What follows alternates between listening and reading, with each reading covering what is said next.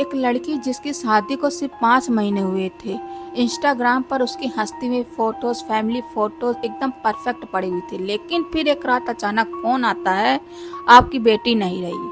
और सबसे शॉकिंग बात, उसके शरीर पर इंजरी मार्क्स थे, हस्बैंड गायब था। और पूरा इंडिया एक ही सवाल पूछ रहा था, ट्विशा शर्मा के साथ उस रात असल में हुआ क्या था। ट्विशा शर्मा कौन थी? ट्विशा शर्मा एक independent women, farmer model, social media पर एक्टिव, ड्रीम्स थे, एम्बिशंस थे।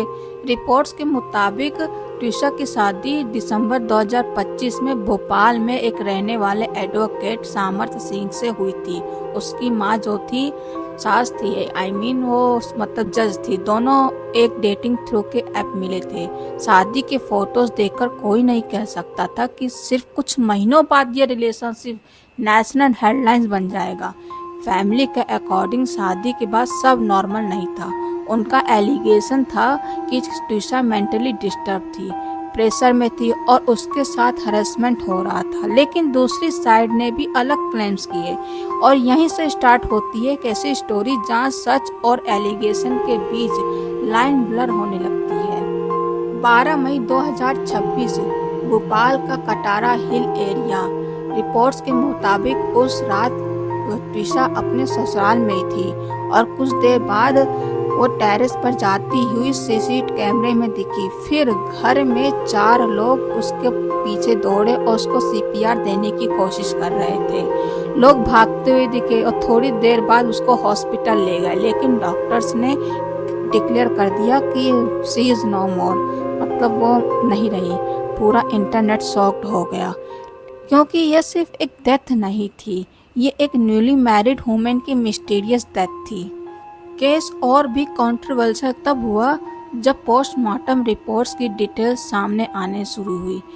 AIIMS भोपाल के ऑटोप्सी रिपोर्ट के अकॉर्डिंग डेथ का cause antemortem hanging by ligature बताया गया। रिपोर्ट्स में यह भी मेंशन हुआ कि बॉडी पर कुछ ब्लंट फोर्स इंजरीज भी मिली थी। और बस यहीं से इंटरनेट डिवाइड हो गया। एक साइड बोल रहे थे ये सुसाइड हो सकता है और दूसरी साइड बोल रहे थे कि फिर इंजरीज कैसे आई। ट्विशा की फैमिली मेंबर्स ने इन्वेस्टिगेशन पर क्वेश्चन उठाए और सेकंड पोस्टमार्टम की डिमांड भी की। पुलिस ने कहा इन्वेस्टिगेशन सुसाइड एंगल की तरफ पॉइंट करती है, लेकिन फैमिली मर्डर और हैरेसमेंट के एलिगेशंस लगा रही थी।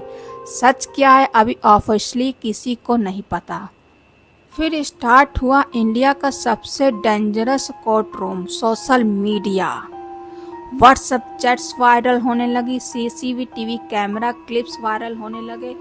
हर कोई जज बन गया। कोई हस्बैंड को ब्लेम कर रहा था, कोई फैमिली को, कोई बोल रहा था सिस्टम पावरफुल लोगों को प्रोटेक्ट करता है और कुछ लोग कह रहे थे पूरा सच अभी सामने ही नहीं आया। लेकिन इस पूरे केस में एक चीज बहुत डिस्टर्बिंग थी, एक इंसान की डेथ कंटेंट बन चुका था सबके लिए, व्यूज, रील्स, हैशटैग्स, और बीच में एक फैमिली थी जिसकी बेटी चली गई। लेकिन शायद ये स्टोरी सिर्फ ट्विशा की नहीं है। इंडिया में हर साल हजारों वुमेन एलिजिबली डोरी हैरेसमेंट, डोमेस्टिक वायलेंस, प्रेशर और टॉक्सिक रिलेशनशिप का सामना करती हैं। कुछ लोग आती हैं बाहर, कुछ लोग नहीं आती। बाहर से परफेक्ट दिखने वाली शादियां अंदर से कम्प्लीटली ब्रोकन होती हैं। सोशल मीडिया पर स्माइलिंग फोटोज का मतलब ये नहीं होता कि कोई खुश भी है।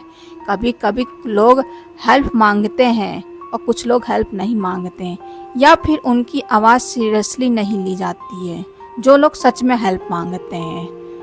ट्विशा शर्मा केस का फाइनल ट्रूथ कोर्ट और इन्वेस्टिगेशन ही डिसाइड करेगा, लेकिन एक सवाल हम सबके लिए छोड़ जाती है, क्या हम सिर्फ परफेक्ट फोटोज देखते हैं या अपने क्लोज लोगों का पेन भी नहीं नोटिस करते?